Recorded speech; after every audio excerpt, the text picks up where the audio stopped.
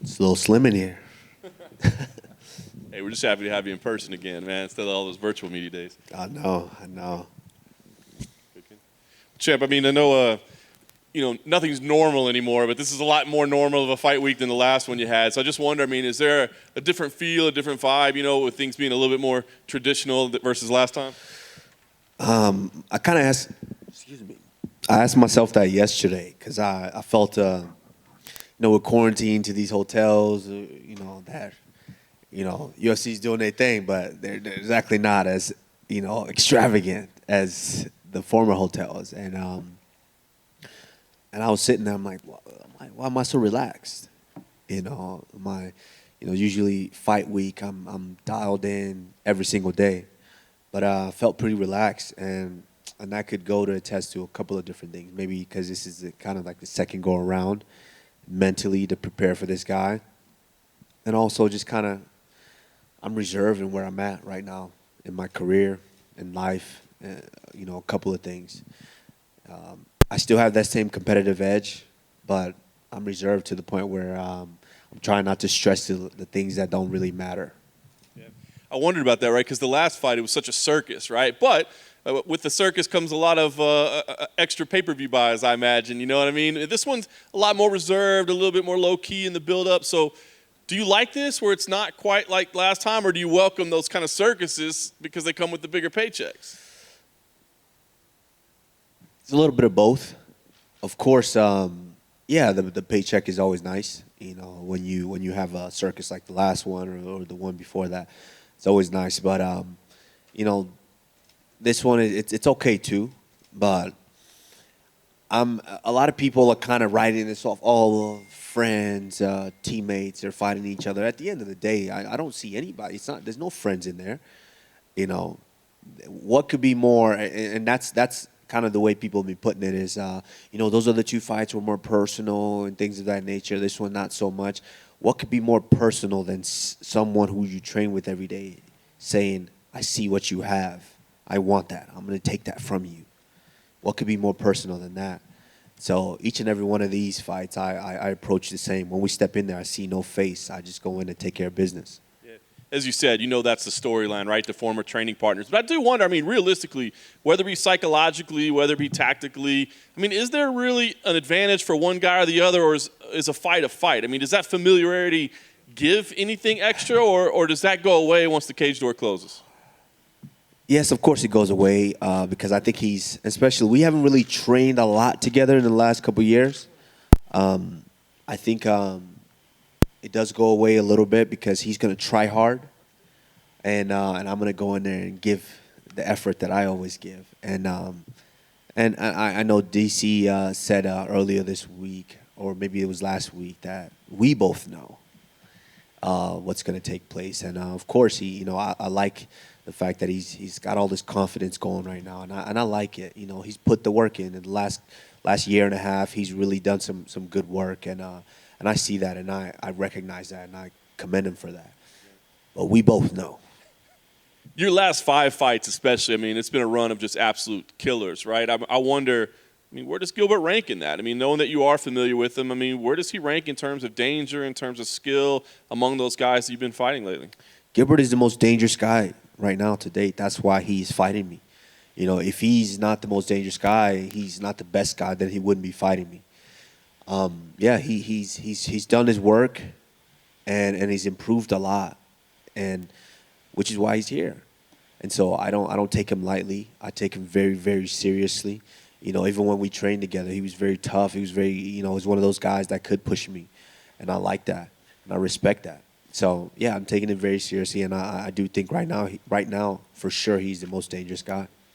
I know you're clearly not, looking past him, but you're starting to build quite the resume, man, and quite the, this legacy of your championship career. So what are your goals this year? What are you hoping to accomplish? Are there a number of fights you want to have? Are there things you want to do this year? I would love to have 3 fights. 3 fights is 3 times a paycheck. So I would love to do that, but obviously in recent years, knowing that I'm not a spring chicken anymore, and all the miles that I put on my body kind of dictates how many times I'm going to be able to fight. And plus, we're kind of in a tricky situation now with COVID.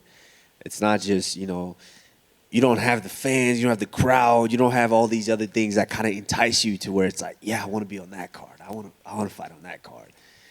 And so, you know, I think, yes, I would love to maybe fight 3 times this year, but we'll see. We'll see. If my body permits it, I would love to do it. If my body doesn't, then, you know, I have to listen to my body. Lastly, for me, I had to ask you, the UFC released a pretty powerful video today, UFC Chronicles, about your backstory and your career. I was curious if you had a chance to see it and what your thoughts were on it. I haven't sat through the whole thing. I've seen little clips while they were putting it together. It was an honor for me to finally share that. That's one thing that I've been seeing lately is just kind of how people and the media and fans kind of perceive me. It's the fact that just because I'm quiet, just because I'm not the most braggadocious or boisterous guy out there, they kind of overlook me. They kind of take it as kind of like a weakness, to where that's not the case at all. You know, in most cases, the most quiet guy in the room is probably the most dangerous guy in the room. And, you know, I'm very calculated in how I go about certain things. And just the fact that I'm not loud about it, people don't really know. Like the whole situation, especially with my father's situation. Yeah, I went through that for almost 11 years. And people didn't really know about it. Because I don't have to sing it. I don't have to cry about it each and every day. You know, we dealt with it. We handled it. And, you know, it's just, I'm just thankful that he's home now, that he can actually get to enjoy this with us now. Will he be at the fight? No, he won't be at the fight. It's just, I didn't want to cheat him of the experience. Everyone in here can agree that there's something different about a UFC event. When you're in T-Mobile Arena and it's sold out, that's different. There's a difference in that. The electricity in that building is what hooks everyone. When you come to a UFC show, that's one thing UFC does better than anybody in the world is that electricity. And I wouldn't want to rob him of that. I want him to still experience that. Hopefully it's in Africa, you know, hopefully. I bet you can buy him the pay-per-view now, though, huh? Yeah, I mean, I can buy him a little bit. We might have to split it, but, you know, I think I can afford it. Kamaru, earlier, Gilbert was in here and he described your sparring back in the day as even. I was interested if you feel that's a fair representation. Yeah, I mean, I never like to go into, oh yeah, this person got the better of this person in sparring, you know. But you can kind of you can just like if I'm training for and I'm in a training camp and I'm preparing for a fight and he's not. Of course, they bringing him in. His sole purpose is to come in there and push me and try to break me for those rounds because you want to get me prepared and vice versa. And so we felt those motions. We felt those with one another. You know, of course, there's days that he probably got the better of me and vice versa. But like I said earlier, we both know how tough this fight's going to be. He actually did reference your quote saying, "We both know," and he said that we both know he can submit you. He says he can get you from anywhere. So can Damian Maia. I was curious if there's one thing you can take out of those sparring sessions with Gilbert that you know there's an area that you have an advantage in. What would that area be? I'm just better. That's the thing that I say about. I've said it before. When I won the title, and I said it, I let the world know I might not be the best boxer in the game. I might not be the best jiu-jitsu player in the game. I might not be the best kickboxer or karate guy in the game. But when it comes to mixing it up, I'm the best in the world, and that's why I am the champion. And so, of course, Damian, who can argue that Damian Maia is the most dangerous submission expert we've ever seen in the sport? You know, and Damian took Gilbert down, had him in trouble a little bit. How was that with me? You know, so it's, yeah, of course he has those accolades. Of course, in a submission match, could he potentially submit me? Yes, of course. So can Damian Maia. So can probably Sergio Moraes. But we all saw how those all went. I saw a clip from the Anatomy of a Fighter with you where you said that, you know, you had these coaches that you thought had your back and then they started telling the junior guy that he could beat the varsity guy. I'm not trying to bring negativity to your week, but is there some hard feelings there with you? No, it's not necessarily hard feelings. I made the decision. That was me. And it was a decision that it wasn't just made. I know a lot has been made about, oh, you made the decision to leave for this fight. It's not just for this fight. I actually almost left a couple fights ago. It's just I'm in a point in my career to where I'm looking for something a little more fine-tuning. I'm a little older in my career now, and I know I haven't been in the UFC that long, but all the years that I put into wrestling before, and I've been beating up my body and tearing up my body. I'm kind of in a place now to where it's not necessarily train as hard and grind as much as I've always done. It's to where you kind of got to do it smarter. And so I needed a little bit more attention and a little more fine-tuning. And that's kind of hard to do when you're on a team of 40, 50 guys and the coaches are gone every other weekend. That's very, very tough to do. So I needed a little more, and I found, a situation and the coach that could give me that time. But, that's just what you said earlier. That's my mentality. That's where I'm at. I'm when you're the starter on the team and the starter's hurt, of course the coach has got to step up and talk that JV guy up. Hey, you're the backup, but hey, yeah, you can step in for us and you could be that guy. You can step in for us. And that's the case here. That's absolutely the case, and that's how I'm approaching this. You last fought in July, and Gilbert fought similar time, and yet in the welterweight division, there's still no number one contender after this fight. Why is it that this division, it's like the guys never seem to fight each other, and the division always seems to stagnate? We haven't seen Masvidal, we haven't seen Colby, we haven't seen Leon. That's probably not his fault, but why is it that this division just seems to grind? Well, I wouldn't say it stagnates. I think it's one of those situations to where we've all seen it when it rains and pours. It's like 1 week, boom, they can book 4 or 5 welterweight fights, or it could be 3 or 4 or 5 months before they book some of the fights. So, excuse me. So I wouldn't say it stagnates. I think if you look at the top 10, I've beaten probably 7 of those guys. It's like, okay, who do we throw at him now that hasn't dominated? So I think some of these guys just need to do what they need to do in order to stand out.